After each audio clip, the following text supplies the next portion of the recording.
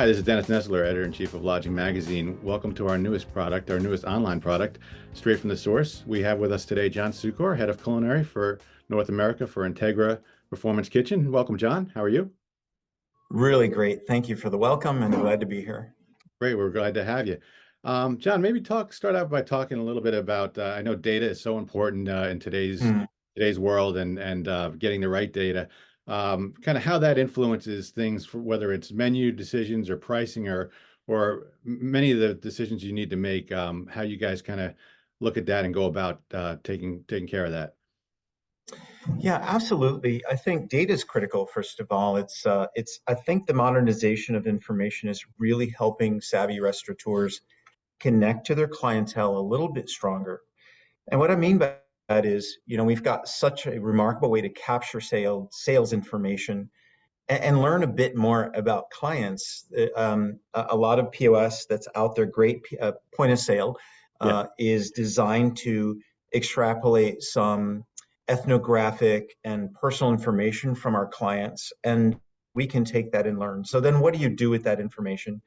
Not in just the traditional sense that it can be a window into the behaviors of your clients, but also it can give you an acceptance factor. You can understand how your clients respond to menu changes, and that'll give you a bit of a, I'm not saying an exacting map, but it'll give you a great way to move towards new changes, and things are going to change. Our economy is changing. I think the behaviors of consumers is changing, and data gives us that really great window into how consumers are going to respond to change that we might be facilitating as restaurateurs or hoteliers. sure, absolutely. John, what are some of the trends you're seeing with regards to menus specifically? I mean, I know that I think smaller portions or shareable plates and things like that Mm. are some of the things that have really taken hold in the last few years. What is your perspective? Yeah, you hit the nail on the head, and there's good reason for this, right? Reducing portions, again, taking note of the behavior of our consumers and understanding their threshold for change allows us to touch the menu in a way that's going to be both meaningful to the consumer and allow us as operators to embrace some of the increase in pricing that we're hitting and be able to respond in a very acceptable way to the consumer. So we're seeing Southeast Asian flavors, sorry, rising up. And this is a really great point because it solidifies what I'm saying. So some folks are talking to me a bit about what's going on with plant-based, John. Hmm. And plant-based is here to stay, but much like software, you have to think about adoption. Adoption, by definition, is the time it takes for someone to begin experiencing software and make it a habit, become good at it, right? So look at the same or look at the behavior of plant-based the same way, and we can say we're at the beginning. As much as we think it's matured, it's not. We're at the beginning of adoption. So my way of touching that is touch flavors and cuisines that inherently are plant forward.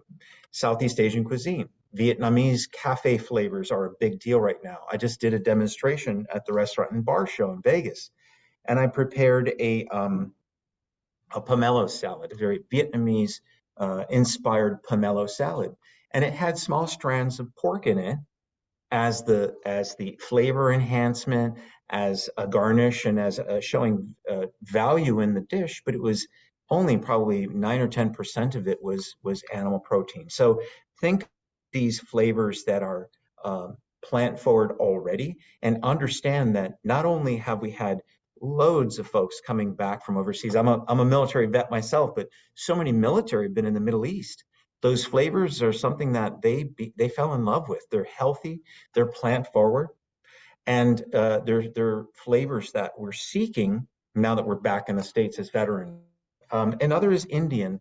Indian has gone from being maybe an esoteric little one shop in the neighborhood to now you're seeing fine dining Indian, and you're seeing regional Indian, northern, southern, and so on. And again, that's a great spot to work with plant forward. A great one is a good friend of mine has a restaurant here in Richmond, and he does a chaat of the day. If you have not experienced chaat, think of it as Indian nachos. And there might be a little flecks of chicken in it, but it's mostly plant forward or plant based. So I think, yes, plant based, but more plant forward. and that's helping to train Americans to think a little less of the big steak in the middle of their plate and a little more about healthy eating.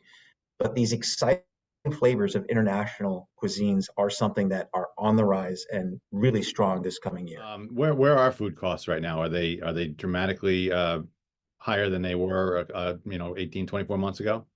Yeah, we're still seeing we're seeing a few categories flatten out in proteins. They're going to come back and bump up again as the weather gets warmer. There's a long-term positive view in animal proteins that we recognized how things might have slowed us down, and we know how to increase crop and herd yield in the future. But for right now, we've got to live with what we've got. So I'm seeing some positive things happen in produce as well as we're embracing what we can do here in the States versus all in imports. And back to keeping profitable at the operator level, and we're talking food cost. Get more seasonal, folks. I know we're the only country that can eat a strawberry 24/7 all year long, but think of seasonality because you're going to deliver a better quality to your consumer, to your customer, and you're going to get a better price. So take a minute and do something that we traditionally have gotten spoiled as an American chef now for 35 years, gotten spoiled with just knowing I can get anything all the time. But now that I take the time to read what's happening and what's seasonal on the internet, which is such a powerful tool, I've become more astute to know my prices are going to be a little lower on that pomelo salad if I do that during the colder months in the US because I've got better pricing on pomelo. Instead of imports, I can get US product. So just a way to think about it. Yeah, absolutely. John, we know managing food waste is a critical part of the equation as well. What are some of the trends and some of the latest things with regards to food waste and how operators can handle that? Yeah, it's a really broader topic than we give it credence to. And let me just say why I feel that, Dennis. Changing how we as operators consider food waste is a behavioral change, meaning it's very psychological. We can do this by training. We can do this by awareness exercises.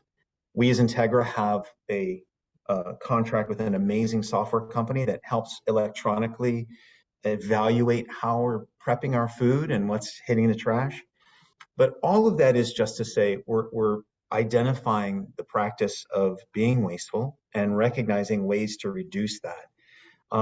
So I would say the first notion is possibly look into some remarkable software programs or platforms that'll allow you to be more visible and track that utilization of product end to end.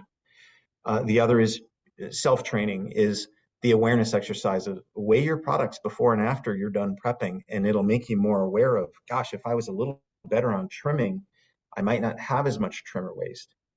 And then maybe the last way I would look at this is what can we use of that little waste pile that we're talking about getting rid of? First of all is be aware of the product, because a lot of chefs, myself as well, will have a little container off to the side as I'm prepping and slicing and dicing.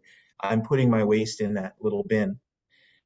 Be careful not to cross contaminate it. If I'm really going fast, I might have some chicken bones and chicken skin going in there. I've switched my cutting board out. Now I'm doing some fresh vegetable tear down, and I might throw some vegetable scraps in there too. Well, that's great if you're going to go into chicken stock. But if you do some other things that I might suggest, you just need to be aware of cross-contamination. Sure. So, yeah. John, can you maybe just give us a 35,000-foot view of kind of the Entegra Performance Kitchen and what it is you guys do there and maybe, kind of what your objectives are? Absolutely. So think of us both as the test kitchen for Entegra, but also the test kitchen for any hotel or restaurant or even some manufacturers. So what we do on a daily basis here is product cuttings, product evaluation, and product research and development for menus and recipes for our clients that are signed on to Entegra as an operator client. But we also step out and we offer all of these services and even video production, food photography, and so on to any customer that's seeking a culinary marketing association or firm. So we do offer those services outside of our existing clientele as well. So in short, just think of us as a beautiful food laboratory that does anything and everything food, including that discussion of how you get to learn your consumer more is through that qualitative and quantitative research. We hold lots of focus groups here, and that's something else I would say as a closing thought. Sure. Sure. Yeah. I mean, just finally, you mentioned, I think it was 30, 35 years as a chef, right? Um, Yes. a lot of experience. What's the one thing that you've seen, the biggest change, I guess, that you've seen in your time, and how has that impacted that food and beverage? Yeah, absolutely. I would say there's a middle ground or middle tier of our labor force that has relatively disappeared. We had to shut down not that long ago, and a lot of those folks won't come back. So what I'm seeing is this kind of rejuvenation or regeneration of who is the chef and cook in the kitchen today. They're a different breed. They're coming with different education because some people moved into the food industry as a lot of people moved out. So I'm seeing a lot of career changers, and I'm seeing the culinary schools really putting out a lot more youth. So some folks are again finding this a great career path because there's a lot of openings in it. Believe me, there's still a lot of openings in the restaurant and hotel space. So I think the most profound thing I've seen in this last 5 years or so is just our talent pool is evolving. And the thing I would remind chefs, old guys like me, is keep those basic skills fresh. Don't assume everybody knows everything in the kitchen. Teach the fundamentals, keep people focused on fundamentals, and then build the skill set upon that as a good foundation and modernization through what is now we're doing sous vide like we never used to, and we're cooking differently, and we're cooking in a more compact environment. And so those behaviors, I think, are modifying how we think of our kitchen as chefs, and the kitchen design has evolved through that as well. But I think people, both as a need to change and evolve to, but people just as they're our most valuable assets, right? So always train them, always let them know how important they are, be fair to them, give them a sense of safeness in the kitchen that we're all here as a team to protect one another. Because it can be dangerous back there. There's a lot of sharp and a lot of hot. Hmm. And keeping a healthy, positive environment in the kitchen right now is so valuable to all of our staff. And that's probably my big takeaway is treat our cooks and chefs really, really well. Yeah, that sounds like great advice. John, thanks so much for your time this morning, and I appreciate it, and have a great day. Been a pleasure, Dennis. Hope to see you again soon. Thank you very much.